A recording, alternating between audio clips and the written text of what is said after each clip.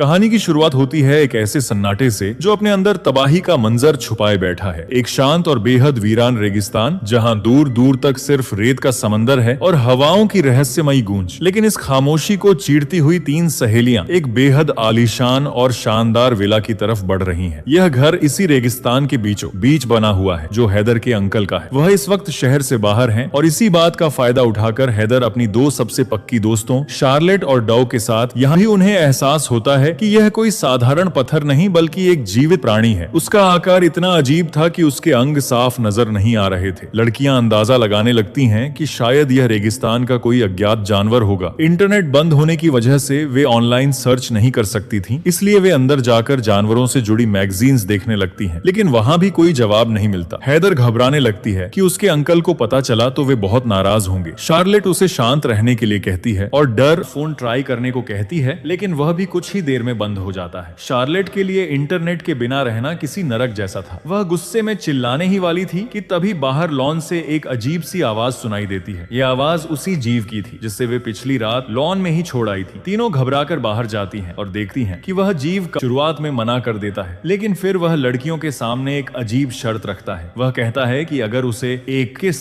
मिल जाए तो वह यह काम कर देगा। लड़कियां इतनी डरी हुई थीं कि हैदर और शार्लेट उसकी बात मान लेती हैं। ब्रेट उस जीव को एक चादर पर चढ़ाने की कोशिश करता है। उस जीव के शरीर में अचानक खौफनाक बदलाव होने लगता है। उसका सिर उभर आता है और वह तेज कंपन, वाइब्रेशन जैसी आवाजें निकालने लगता है। यह देखकर ब्रेट घबरा जाता है और सीधे अपने केबिन की तरफ भाग खड़ा होता है। लड़कियां भी हैरान रह जाती। वाइब्रेशन के साथ मानली में ब्रेट करने के लिए अब ये दूरी में लेली जगन का लड़ जाने के लिए कोई गरी होगा।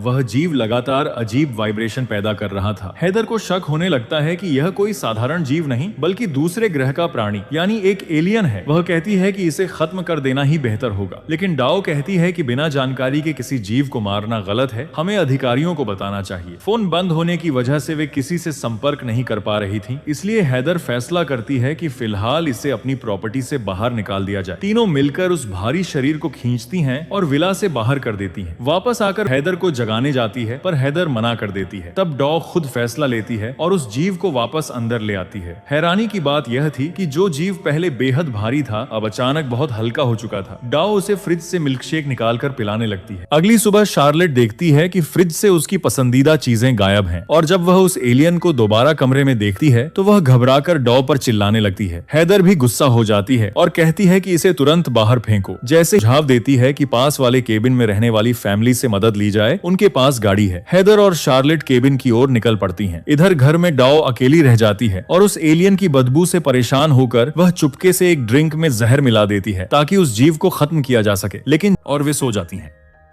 रात को जब हैदर की नींद खुलती है तो उसे कुछ आवाजें सुनाई देती हैं। वे उनका पीछा करते हुए जाती हैं तो देखती है कि शार्लेट उस एलियन के साथ गलत रिश्ते बना रही होती है। इससे पहले कि हैदर कुछ समझ पाती, एलियन उसको भी अपने बस में कर लेता है और हैदर अपने कपड़े उतारकर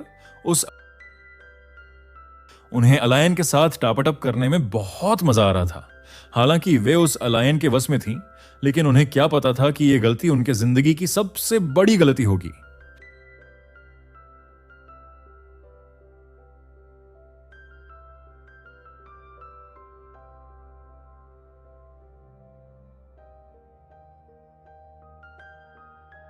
पूरा कार्यक्रम खत्म हो जाता है और अगली सुबह डॉ अकेले ही उस कैबिन में जाती है उस जानवर के बारे में पता लगाने आया। तभी डाओ की नजर दीवार पर गोली के निशान और पीछे पड़े उस वैज्ञानिक की लाश पर पड़ती है। वह समझ जाती है कि एलियन ने उसे पहले ही मार दिया था। डाओ घबराकर तुरंत वापस घर की ओर भागती है। घर पहुंचकर वह हैदर और शार्लेट को सब कुछ बताने लगती है, लेकिन उन दोनों पर अब इन बातों का कोई असर नहीं हो रहा था। मजबूर होकर डॉ उस कमरे में जाती है और एलियन पर चिल्लाती है। एलियन डॉ को भी अपने प्रभाव में लेने की कोशिश करता है। डॉ अपने कपड़े उतारने लगती है, लेकिन तभी उसकी इच्छा शक्ति जागती है और शार्लेट और हैदर का पेट तेजी से फूलने लगता है। उनकी आंखों और मुंह से वही काला तरल पदार्थ निकलने लगता है। इसका मतलब साफ था कि वे दोनों बहुत जल्द एलियन के बच्चों को जन्म देने वाली थीं और उसके बाद उनकी हामले पराम हैदराबाद और स्मेक दीज सेलियन के बच्चों के बाद और दूसरे देज के बाद और वाजन करने वाली थीं। जान चली जाएगी। डाओ तय करती है कि इस खतरे को रोकने के लिए उस एलियन को खत्म करना ही होगा। वह हथियार उठा उठाकर कमरे में जाती है, लेकिन सम्मोहित हेदर और शार्लेट उसी पर हमला कर देती हैं। घायल होने के बाद भी डॉ हार नहीं मानती और लेकिन तभी वह आसमान की ओर देखती है। आसमान में एक नहीं बल्कि हजारों चमकते टुकड़े पृथ्वी की ओर आते दिखाई देते हैं। वह सिग्नल पूरी प्रजाति तक पहुंच चुका था। यह अंत नहीं बल्कि आने वाले महाविनाश की शुरुआत थी और इसी खौफनाक मोड़ पर यह कहानी खत्म होती है। अगर आपको यह सस्पेंस और थ्रिल से भरी कहानी पसंद आई हो तो ऐसे ही और भी शानदार सिनेमाई कंटेंट के लिए हमारे चैनल को सब्सक्राइब करना और इस वीडियो को लाइक करना बिल्कुल ना भूलें। मिलते हैं आपसे अगली खौफनाक कहानी में, तब तक के लिए